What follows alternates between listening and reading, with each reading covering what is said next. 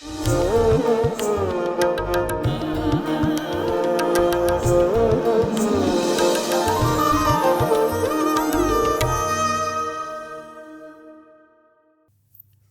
कहते तेरे को, तुम लोगों को मालूम है वो क्या था? क्या स्वामी? कहते वो शिवा शक्ति था।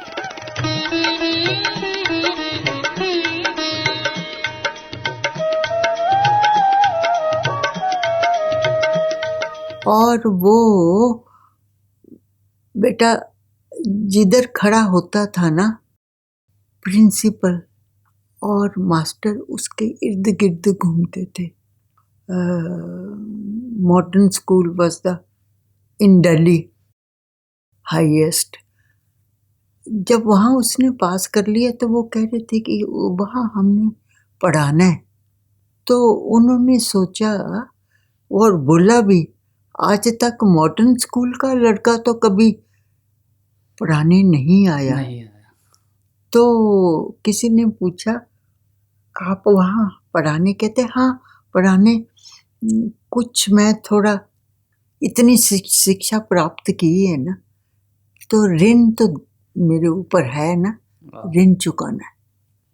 वो ऋण चुका दिया। वो धूम पड़ गई थी कि आज तक modern school was a number 1 school, अभी भी है इन दिल्ली। मॉडर्न स्कूल का लड़का पढ़ाने के लिए कभी नहीं आया। वो तो यहाँ अपने बिजनेस में या बड़ी बड़ी जॉब्स में, तो ये पढ़ाने के लिए आए। क्योंकि कहते क्यों पढ़ाने आते हो? कहते थोड़ा इतनी शिक्षा प्राप्त की है तो वो ऋण तो उतारना है ना। वो उस वक्त इतना समझ में नहीं आया, पर वो ऋण उतार दिया स्कूल का। और स्कूल के बच्चे जो थे, तो बच्चों ने क्या, वो जब जिस क्लास को पढ़ाता था ना, बच्चों ने क्या किया, बाहर खड़े हो जाते थे क्लास के बाहर उसको वॉच करने के लिए। तो कई बच्चों ने अपने वो सब्जेक्ट छोड़ के जो सब्जेक्ट ये पढ़ाते थे वो ले लिए, टू बी विथ हिम। पर हमने कभी इंटरफेयर नहीं किया था। देखो अंकल बड़े स्ट्रांग थे, पर मैंने नोटिस किया अगर वो एक बात बोल देता था अंकल चुप हो जाते थे।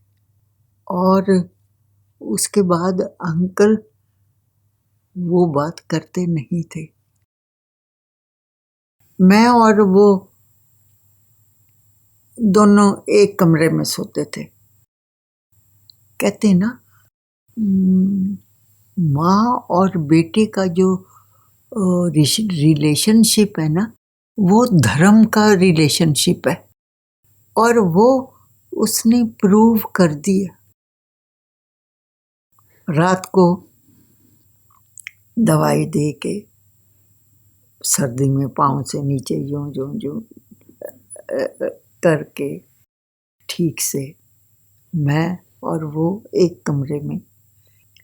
2 दिन पहले सुबह सुबह मेरे को ड्रीम आया that my son is dead. और मैं ड्रीम में रो रही हूँ। तो उसने मेरे पाँव को यूं यूं किया, माँ माँ, बड़े प्यार से माँ बोलता था। मैंने देखा आंखें खोल के, क्या बात है, क्या बात है। मैंने देखा वो बैठा हुआ है मेरे पाँव के पास। मैंने कहा नहीं बेटा कुछ नहीं, ऐसे ही लगा। After 2 days he died. पहले मेरे को इंडिकेशन दे दी। और मैं और दोनों एक कमरे में सोचे थे। बस सोते सोते किया एंड ही वाज नो मोर। ये भी एक, ये बेटा पिछले पिछले जन्म के कर्म। और स्वामी जब दिल्ली जाते थे घर जरूर जाते थे, और देखो स्वामी नीचे से थोड़ी देर के बाद अपने आप ऊपर चढ़ गए। मैं फिर उनके पीछे पीछे गई, सीधे उसके रूम में गई और बड़ी देर उसके रूम में खड़े रहे, बड़ी देर खड़े रहे उसके रूम में, बस स्वामी के साथ। देखो, क्योंकि अंकल के भाई ने ये सोचा, उन्होंने बाद में बताया, कहता मैंने सोचा ये ऊपर जा रहे हैं, अगर ये उसके कमरे में नहीं गए ना तो मैं इनको भगवान नहीं मानूंगा। वो सीढ़ियां चढ़ के सीधा भैया के कमरे में गए, बड़ी देर खड़े रहे उधर, बड़ी देर खड़े रहे, और फिर सारे कमरों में घूम के गैलरी में खड़े हुए। फिर बोला अच्छा ये साथ में, क्योंकि जब यहाँ आ गए फिर हमने उसके साथ ही एक और घर बना लिया, वो रेंट पे दे दिया। कहते वो भी घर तेरा है ना? जी स्वामी वो भी घर आपका है। गैलरी में खड़े होकर घर की तरफ देखते रहे काफ़ी देर, फिर आ गए वापस। और ये मेरे ब्रदर इन लॉ ने तो बाद में बोला ना, उसके कमरे में बड़ी देर खड़े रहे, बड़ी देर खड़े रहे। बाकी कमरों में इतनी देर क्यों नहीं खड़े रहे, उसके कमरे में क्यों इतनी देर खड़े रहे? मैंने तो उनको नहीं बोला ये कमरा उनका है, पर वो खड़े रहे उधर।